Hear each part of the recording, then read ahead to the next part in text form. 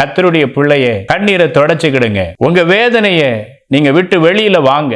ஏன் நீங்க துக்கத்தோட இருக்கிறீங்க? உங்க ராஜா சொல்லுகிறார், சமுத்திரத்துல உனக்கு வழி உண்டு, சுழல் உள்ள தண்ணீரிலே உனக்கு பாதை உண்டு, நான் உன்னை இதை கடக்க பண்ணுவேன், கலங்காதே என்று கர்த்தர் சொல்லுகிறார். ஏசாயா 43:17 ரதங்களையும் குதிரைகளையும் இராணுவங்களையும் பராக்கிரமசாலிகளையும் புறப்பட பண்ணி அவைகள் எழுந்திராதபடிக்கு ஒருமித்து விழுந்து கிடக்கவும் ஒரே திரி அணைந்து போவது போல் அவைகள் அனைத்தையும் அணைந்து போக பண்ணுகிற கர்த்தர் என்று சொல்லுகிறார். ராணுவம் நிக்குதா உங்களுக்கு விரோதமா?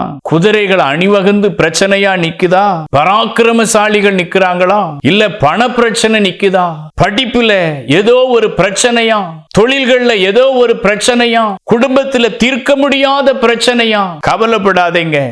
அத்தனை பிரச்சனைகளையும் ஒரு திரி, விளக்கில் உள்ள திரி அணைந்து போவது போல எல்லா பிரச்சனைகளையும் ஒரே தீர்வுல கர்த்தர் உங்களுக்கு முடிச்சு தருவார். ஆகவே நீங்க கவலைப்படாதீங்க. நீங்க உங்க ஆத்துமாவை பார்த்து சொல்லணும், நான் தண்ணீர்களை கடந்து போவேன், ஆறுகளை கடந்து போவேன், அக்னியை கடந்து போவேன். ஆண்டவர் ஒரு சேதமும் வரவிட மாட்டார். ஏன்னா எனக்கு வாக்கு கொடுத்தவர் அவர் இஸ்ரவேலின் சிருஷ்டிகரும் என் ராஜாவுமாக இருக்கிறார் என்று உங்க ஆத்துமாவை பார்த்து பேசுங்க. உங்க ஆத்துமாவிலே நீங்கள் பலன் வருகிறதை பார்ப்பீர்கள். நீங்க பயப்படாதீங்க, கர்த்தர் உங்க கூட இருக்கிறார்.